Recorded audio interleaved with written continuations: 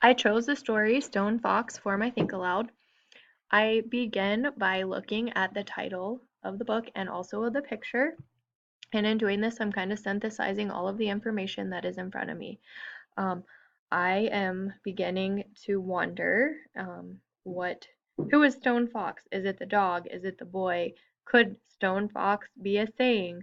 I'm also curious about what does the dog have in its mouth? And I'm wondering and kind of making a prediction that possibly the dog does something heroic in this story.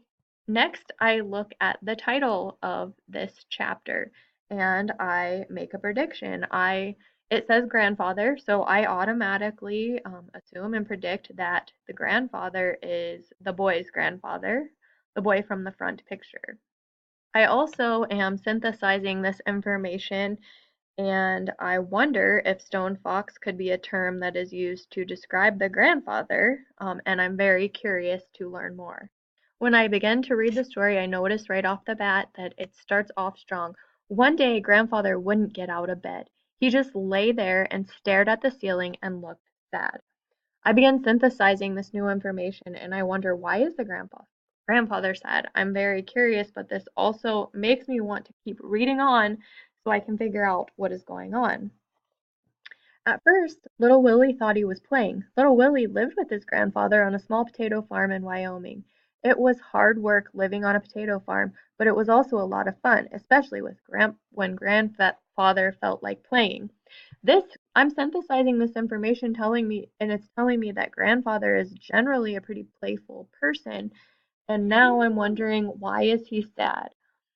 The page goes on to say, like the time grandfather dressed up as a scarecrow out in the garden, it took little Willie an hour to catch on.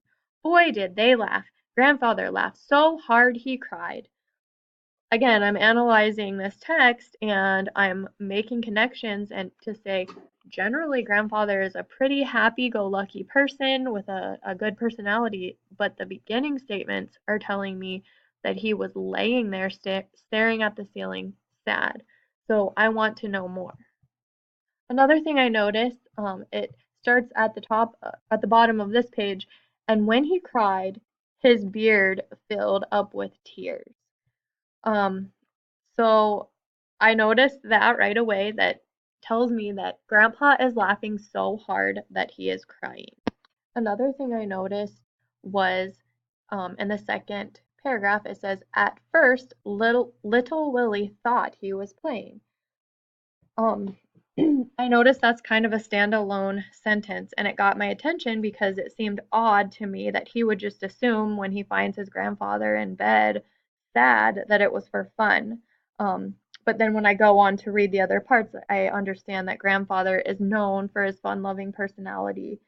So I'm searching and using different types of information to kind of come to the conclusion that it makes more sense now why Willie would automatically assume that his grandfather was playing when he finds him laying in the bed staring at the ceiling, looking sad. I also analyze the text as I notice a change in the dynamic. It goes from one day he wouldn't get out of bed to telling stories about how fun Grandpa is. And so this is causing me to want to know more about Grandpa and his personality. I also make the connection that Grandpa's generally happy, so the fact that he's laying in bed sad is probably an indicator that something is wrong. The beginning of the next pages of the story go on to tell of funny stories about Grandpa, but then there becomes a shift after this explanation is given. Um, it says that is until this morning. For some reason, grandfather had forgotten to call him. Well, I noticed as I was reading it that I was using fluent phrase reading during the exciting parts about grandpa, but then when I got to that is until this morning, I noticed that my tone changed, the pace of my reading changed, and that kind of indicates the tone of the story is changing. I also begin to use critical thinking at this point. I have seen both sides of Grandpa. I'm wondering, this seems out of the ordinary for him, but at the same time, not totally impossible for him to be playing a trick on Willie. So I'm wondering, I'm using critical thinking and I'm thinking this through and I'm wondering, is this a trick or is Grandpa seriously ill or is something wrong with him? At the top of the next column, we're introduced to a dog.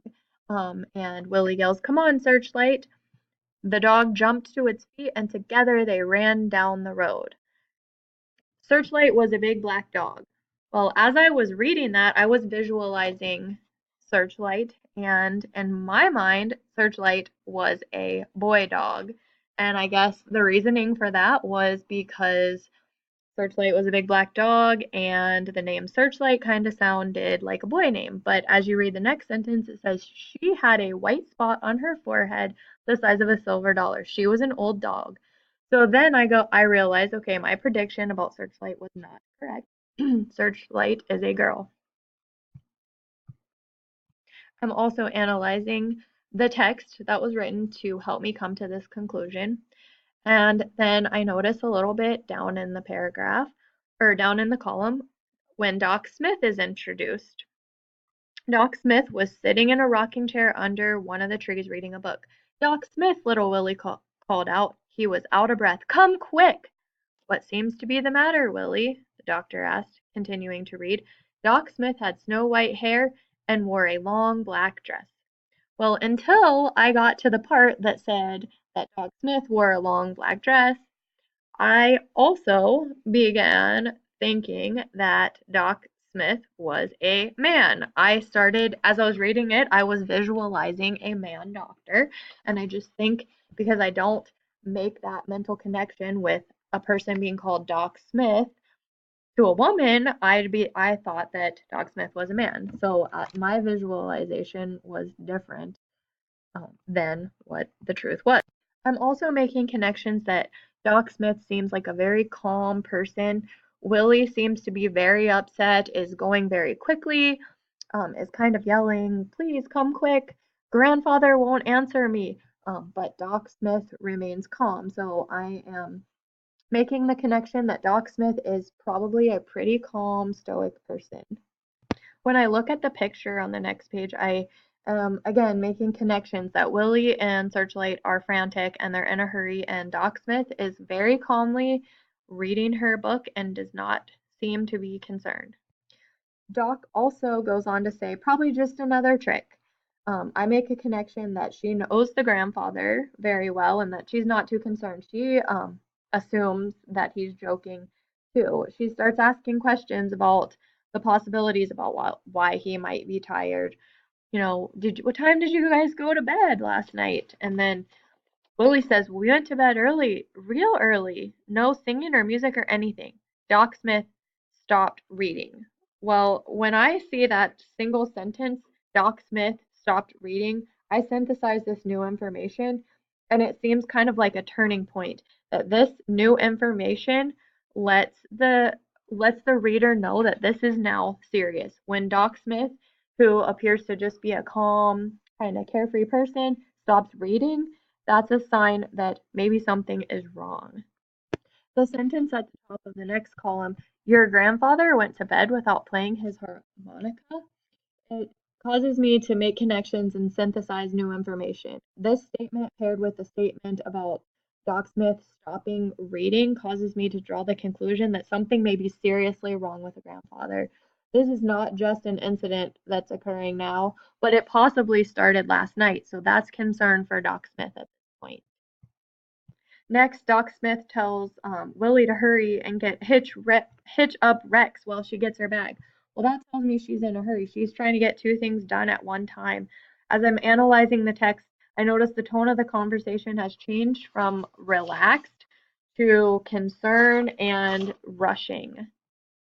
One small connection that I make is that obviously Rex is a horse since Doc Smith tells Willie to hitch him up, but you generally associate the name Rex with a dog. So I found it interesting that it says Rex was Doc Smith's horse.